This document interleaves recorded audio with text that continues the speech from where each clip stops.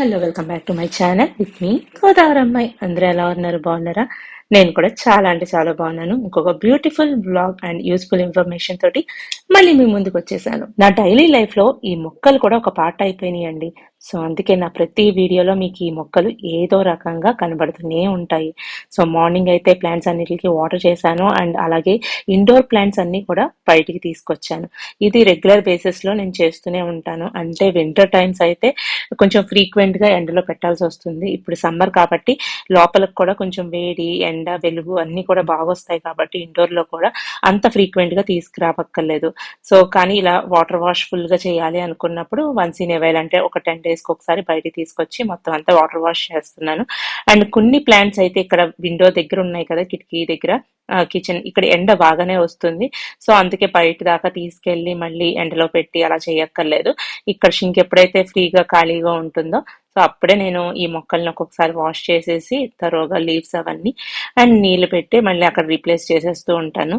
So అదనమాట నా daily routine లో భాగం. అండ్ ఇంకా సమ్మర్ వచ్చింది కాబట్టి ఇంకొంచెం జాగ్రత్తగా వాటరింగ్ అనేది చేసుకుంటూ ఉండాలి. వింటర్ లో ఒక రకమైన కేర్ అయితే సమ్మర్ లో ఇంకో రకమైన కేర్ అయితే తీసుకోవాలి ఇవి ఇండోర్ ప్లాంట్స్ కి. అప్పుడు ఎండ కోసం మనం ఎక్కువగా లోపల బయట పెడుతూ ఉండాలి వింటర్ లో వచ్చేసి, అండ్ ఇప్పుడు సమ్మర్ లో వచ్చేసి కొంచెం వాటరింగ్ ఎక్కువగా చేస్తూ ఉండాలి. అండ్ అలాగే ఈ మట్టి కుండ కొన్నాను కదా, చాలా బాగుంది అండ్ యూస్ఫుల్ గా ఉంది. సో ఎవ్రీడే కూడా కొత్తగా నీళ్లు పెడుతూ ఉంటాను అనమాట. ఒక్కొక్కసారి నైటే ఫిల్ చేసి పెట్టేస్తాను, మార్నింగ్ కి చల్లగా అవుతాయి కదా. సో ముందు రోజు కుదరలేదు, అందుకే నెక్స్ట్ డే ఇలాగా పెట్టేశాను అనమాట. సో ఈ కింద స్టీల్ గ్లాసులు పెట్టాను కదా స్టాండ్ మీద, నాకు ఎందుకో నచ్చలేదు.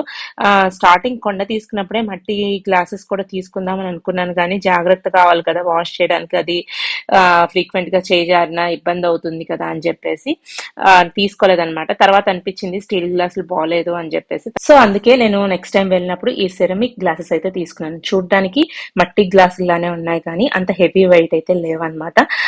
అందుకని తీసుకున్నాను. ప్రైస్ కూడా చాలా రీజనబుల్, ఈచ్ గ్లాస్ 30 రూపీస్ అయితే పడింది. సో 6 గ్లాసెస్ సెట్ వచ్చింది కాబట్టి 4 గ్లాసెస్ అయితే యూస్ చేద్దాము. ఇంకెప్పుడైనా బ్రేకేజ్ గానీ అలాంటివి జరిగినప్పుడు మిగతావి కూడా యూస్ చేద్దాము అని చెప్పేసి అనుకున్నాను అనమాట. ఇవన్నీ చిన్న చిన్న చేంజెస్ కానీ ఈ చిన్న చిన్న ఎఫర్ట్స్ తోటి మన కిచెన్ ని ఇంకా బాగా అందంగా తీర్చిదిద్దుకోవచ్చు. సో నాకైతే అవన్నీ ఇంట్రెస్ట్ కాబట్టి చిన్న చిన్నది కూడా పర్టికులర్ గా ఉంటానన్నమాట. సో నెక్స్ట్ వచ్చేసి ఈ బుద్ధా ప్లాంట్ ని ఈ బ్యాంబూ ట్రేలో పెడుతూ ఉంటాను. దీంట్లో వాటర్ అంతా వెళ్ళిపోయిన మొక్కలో కొంచెం తేమ అన్నది ఉంటుంది కదా, దానివల్ల ఫంగస్ వచ్చేస్తుంది అనమాట. కింద ఏదైనా ప్లేట్ లాంటిది మనకి బయట ప్లాంట్ షాప్ లో దొరుకుతుంది కదా, అలాంటిది పెడదామంటే ఆ లుక్ ఎందుకో నాకు నచ్చట్లేదు, కొంచెం సపరేట్ గా అనిపిస్తుంది. సో దీనికి సరిపడా ఒక వైట్ క్యాప్ అయితే మా ఇంట్లో కనబడింది నాకు, నెతక్క.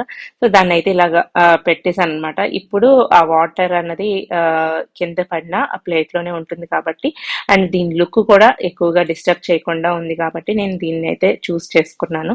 ఇప్పుడు బాగా అనిపిస్తుంది. ఇంకెలాగో డైనింగ్ టేబుల్ ని కొంచెం రీఅరేంజ్ చేశాను కాబట్టి ఈ బ్యూటిఫుల్ రెడ్ రోజెస్ కూడా బిఫోర్ ఉమెన్స్ డే సెలబ్రేషన్స్ అప్పుడు మా అందరికి వెల్కమ్ రోజెస్ కింద ఇచ్చారనమాట.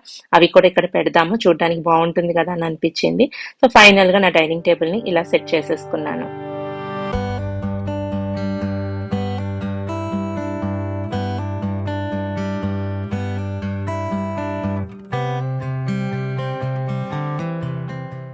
ఇంకా నా కిచెన్ విండో దగ్గర ఉన్న రిమైనింగ్ ప్లాంట్స్ అన్ని కూడా అక్కడ మళ్ళీ రిప్లేస్ చేసేస్తున్నాను. ఎండలు ఎక్కువగా ఉండడం వల్ల ఎవ్రీ ఆల్టర్నేటివ్ డే దీనికి వాటర్ వేయాల్సి వస్తుంది. వింటర్ లో అయితే ఎవ్రీ 4 days కో 5 days కి అలా వాటర్ చేసేదాన్ని. సో మనం ఆ ఫ్రీక్వెన్సీని కూడా క్లైమేట్ ని బట్టి చేంజ్ చేసుకుంటూ ఉండాలి. సో ఇన్ని కరెక్ట్ గా అబ్జర్వ్ చేస్తేనే ఇండోర్ లో ప్లాంట్స్ అన్నవి కరెక్ట్ గా గ్రో అవుతాయి. మా ఇంట్లో ఇండోర్ ప్లాంట్స్ అన్నిటి మీద డెడికేటెడ్ గా ఒక వీడియో చేద్దామని నేను అనుకుంటున్నాను. మీలో ఎవరికైనా ఇంట్రెస్ట్ ఉందంటే ఒకసారి కామెంట్ చేయండి. సో నెక్స్ట్ వచ్చేసి ఇంకా లంచ్ సెక్షన్ లోకి వెళ్ళాలి కదా, స్నానానికి వెళ్లే ముందే కొంచెం పెసరపప్పు అదంతా కూడా నానబెట్టుకుని వెళ్ళాను. ఫ్రెష్ అయ్యి వచ్చాక ఇంకా వంట సెక్షన్ లోకి వచ్చాను అనమాట. ఆ రోజు పెసరకట్టు చేద్దామని నేను అనుకున్నాను. మీలో ఎంతమందికి తెలుసో నాకు తెలియదు కానీ మా చిన్నప్పటి నుంచి ఈ పెసరకట్టుని తిని ఎదిగామన్నమాట. అంటే ఎవ్రీ నైట్ కంపల్సరీ రైసే తినేవాళ్ళం కదా ఆ రోజుల్లో. ఇంట్లో. అప్పుడు నైట్ టైమ్ ఇంకా ఆ కూర, ఈ కూర ఏమి ఉండేది కాదనమాట. డైలీ పెసరకట్టు ఉండేది. సో, ఇప్పుడైతే నైట్ టైమ్ అన్నం తినడమే మానేసాము. సో, అందుకని ఎప్పుడైనా మధ్యాహ్నం లంచ్ టైమ్‌లో ఇలా ప్రిపేర్ చేసుకుంటూ ఉంటాం అనమాట. ఇంకా ప్రత్యేకంగా చెప్పాలి అంటే ఇలా సమ్మర్ టైమ్ ఉంటుంది కదా! ఇది తింటే చలవ అని చెప్పేసి వేడి చేయకుండా ఉంటుంది అని చెప్పేసి తయారు చేసుకుంటూ ఉంటాం అనమాట. పెసరకట్టు రెసిపీని చాలా మంది చాలా రకాలుగా ప్రిపేర్ చేసుకుంటూ ఉంటారు. అండ్ డిఫరెంట్ డిఫరెంట్ నేమ్స్ తో కూడా పిలుస్తూ ఉంటారు. దీంట్లో చింతపండు రసం వేసుకుంటారు కొంతమంది, కొంతమంది టమాటా వేసుకుంటారు. కానీ నేను చేసే ప్రాసెస్ మటుకు చాలా ప్లెయిన్ ప్రాసెస్ అన్నమాట. చాలా సింపుల్ గా అయిపోతుంది. జస్ట్ పెసరపప్పుని ఉడకబెట్టేసుకొని దాంట్లోకి పోపు వేసుకుని మరగపెట్టుకోవడమే. పోపులో మటుకు అల్లం, వెల్లుల్లి దంచి వేసుకుంటాను నేను. వెల్లుల్లి రెబ్బలు కూడా అలాగే ఒలిచి ఎక్కువ వేసుకునే ఇంట్రెస్ట్ ఉన్నవాళ్ళు అలా కూడా వేసుకోవచ్చు. నేనైతే దంచి వేస్తాను. దాని ఫ్లేవర్ బాగుంటుంది అని చెప్పేసి ఇంకా నార్మల్ గా కరివేపాకు, పచ్చిమిరపకాయలు, పసుపు వేసి పోపు పెట్టేసుకోవడమే. తర్వాత ఇంకా పప్పుని కొంచెం మెత్తగా ఇనిపేసుకొని కొంచెం వాటర్ వేసుకుని లిక్విడ్ గా చేసుకున్న తర్వాత అది పోపులో వేసేసుకుంటే సరిపోతుంది. ఇంకా 5 నిమిషాలు మరిగించి ఇంకా లాస్ట్ లో కొత్తిమీర వేసుకుని స్టవ్ అయితే ఆఫ్ చేసేసుకోవచ్చు. చాలా సింపుల్ రెసిపీ అండి. చేయడానికి కూడా చాలా ఈజీగా ఉంటుంది అండ్ తినడానికి కూడా చాలా హాయిగా ఉంటుంది. ఈ ఎండాకాలంలో చాలా చల్లగా సింపుల్ గా రసము, సాంబారు ఇవన్నీ రెగ్యులర్ గా చేస్తూనే ఉంటాము. కానీ వాటిల్లో ఎక్కువ కూరలు అవన్నీ కూడా యాడ్ చేస్తూ ఉంటాం కదా! కానీ ఇలా చేసుకుంటే అప్పుడప్పుడు సింపుల్ గా అయిపోతుంది అండ్ తినడానికి కూడా పిల్లలు ఇంట్రెస్ట్ గా తింటారు. అండ్ పెసరపప్పు కూడా చాలా చలవండి. ఇంకా కర్రీ కోసం ఆ రోజు ఆనపకాయ కూర అయితే పాలేసి చేస్తున్నాను. ఇది చాలా రెగ్యులర్ రెసిపీనే. మీలో అందరికీ తెలిసే ఉంటుంది. ఎప్పుడు ఈ కర్రీ చేద్దామనన్నా ఆనపకాయ కొంచెం ముదరగా వస్తుందన్నమాట. గింజలు అలా వస్తున్నాయి. కానీ ఈసారి ఆనపకాయ అయితే చాలా లేతగా ఉంది. అండ్ ఈ రెసిపీ కూడా నేను చాలా తక్కువ ఇంగ్రీడియంట్స్ తోటే చేస్తున్నాను. జస్ట్ పోపు పెట్టుకున్నాను. అలాగే వెల్లుల్లిపాయ రెబ్బలు దంచుకున్నాను. అవి ఫ్రై అయ్యాక కట్ చేసి పెట్టుకున్న ఆనపకాయ ముక్కలు దాంట్లో యాడ్ చేసుకున్నాను. అండ్ కరివేపాకు, ఉప్పు వేసుకుని తర్వాత కొంచెం పాలైతే దీంట్లో యాడ్ చేసుకున్నాను. ఈ స్టేజ్ లో మనం దీని మీద క్యాప్ పెట్టకూడదు. ఎందుకంటే పాలు యాడ్ చేస్తాం కదా! సో పాలు యాడ్ చేసినప్పుడు క్యాప్ పెట్టి మనం ఉడికిస్తే కనుక పాలు అన్నవి పొంగిపోయి పైకి వచ్చేస్తూ ఉంటాయి అన్నమాట. కొంచెం పాలు బాగా మరగాలి. ఆ పాల్లో ఉన్న వాటర్ కంటెంట్ అంతా కూడా పోయి విరుగుడు కింద అంటే చిన్న చిన్న మిల్క్ పీసెస్ కింద అంటే కోవాలా తయారవుతుంది కదా! అప్పుడు మనం క్యాప్ పెట్టుకుని కొంచెం సేపు మగ్గించుకుంటే సరిపోతుంది. సో మిగతా ఆనపకాయ ముక్క హాఫ్ పీస్ తోటి కర్రీ చేశాను. ఇంకా ఒక హాఫ్ కూడా ఇలా చిన్న చిన్న పీసెస్ కింద కట్ చేసేసుకుని నెక్స్ట్ టైం ఎప్పుడైనా పచ్చడి కింద కానీ సాంబార్ ఇలాగా చల్ల పులుసు ఇలాంటివన్నీ చేసుకోవచ్చు. కట్ చేసుకుని ఉంచుకుంటే నెక్స్ట్ ఒక 2-3 డేస్ లో ఏ రెసిపీ చేయాలన్నా ఈజీ అయిపోతుంది కదా! మళ్ళీ ఇదంతా పీల్ చేసి కట్ చేసి మళ్ళీ అదే ప్రాసెస్ రిపీట్ చేయక్కర్లేదు అని చెప్పేసి నేను ఇలా అయితే కట్ చేసుకుని స్టోర్ చేసుకుంటూ ఉంటాను ఎప్పుడైనా పెద్ద ఆనపకాయ కట్ చేస్తూ ఉంటే. ఇంకా రైస్ అయితే ఎలక్ట్రిక్ కుక్కర్లో ఆన్ చేసి పెట్టేశాను. అండ్ నెక్స్ట్ పెసరకట్టు అయితే మరుగుతూ ఉంది.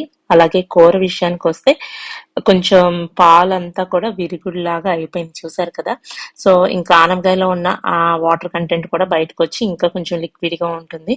ఈ స్టేజ్ లో కావాలంటే మనం క్యాప్ పెట్టుకుని ఉడికించుకోవచ్చు. ప్రాబ్లం ఏముండదు. సో వంట అయితే ఇలా అవుతూ ఉంది కదా! ఇంకా ఈ లోపల మీకు కొన్ని అన్బాక్సింగ్ చేసి చూపిద్దాం అనుకున్నాను. సో ఈ రోజుకి అన్బాక్సింగ్ వచ్చేసి కిచెన్ రిలేటెడ్ ఐటమ్సే అన్నమాట. ఈ రెండు కూడా. ఒకటొచ్చేసి గ్రైండర్ మీద కవర్ అయితే ఆర్డర్ చేశాను. సో ఇప్పటిదాకా నా గ్రైండర్ మీద కవర్ అన్నది లేదు. నేను ఒక ప్లాస్టిక్ కవర్ ని దానిపైన కవర్ చేయడానికి యూజ్ చేస్తూ ఉన్నాను. కానీ ఇంకా అది బాగా అనిపించట్లేదు అనమాట. సరే చెక్ చేద్దాము అంటే నాకు అమెజాన్ లో మంచిగా బాగా దొరికినాయి మోడల్స్. కానీ నేనైతే సింపుల్ అండ్ ప్లెయిన్ కలర్ లో ఉన్న ఈ బ్లాక్ కవర్ ని అయితే ఆర్డర్ చేసుకున్నాను. ఎందుకంటే బ్లాక్ ఆబ్వియస్లీ నా కిచెన్ కి మ్యాచ్ అవుతుందని ఒకటి.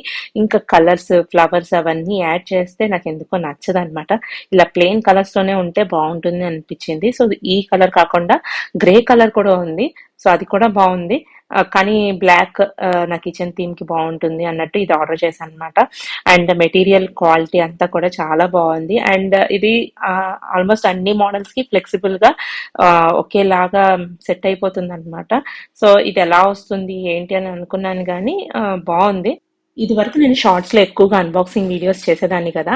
సో ఇప్పుడు కొంచెం తగ్గించాను, ఎందుకంటే దానికి ఒక రీజన్ షార్ట్స్ ఫీడ్లో రీచ్ తక్కువగా ఉంటుందన్నమాట నా ఛానల్ది. అండ్ చాలా మంది చూసి నేను ఓన్లీ కొంటున్నానేమో, యూజ్ చేయట్లేదేమో, జస్ట్ మీ అందరికీ చూపించడానికి అని అనుకుంటున్నారు. కానీ ఈ వ్లాగ్స్లో మీకు తెలుస్తూనే ఉంటుంది నేను ఏది అన్బాక్సింగ్ చేసినా దేనికి యూజ్ చేస్తున్నాను అని పర్టికులర్గా ప్రతిదీ అదంతా కూడా వీడియోలో మీతో షేర్ చేసుకుంటున్నాను కాబట్టి ఇంకా క్లియర్ ఐడియా వస్తుంది. సో ఫైనల్ గా అయితే ఈ గ్రైండర్ కి కొత్త కవర్ వచ్చేసింది. టడా, ఎంత బాగుందో కదా, భలే ఉంది. సో ఇప్పటిదాకా అక్కడ గ్రైండర్ ఉన్నట్టు తెలిసేది, ఇప్పుడు ఈ కవర్ పెట్టేయడం తోటి చాలా మంచి లుక్ వచ్చింది.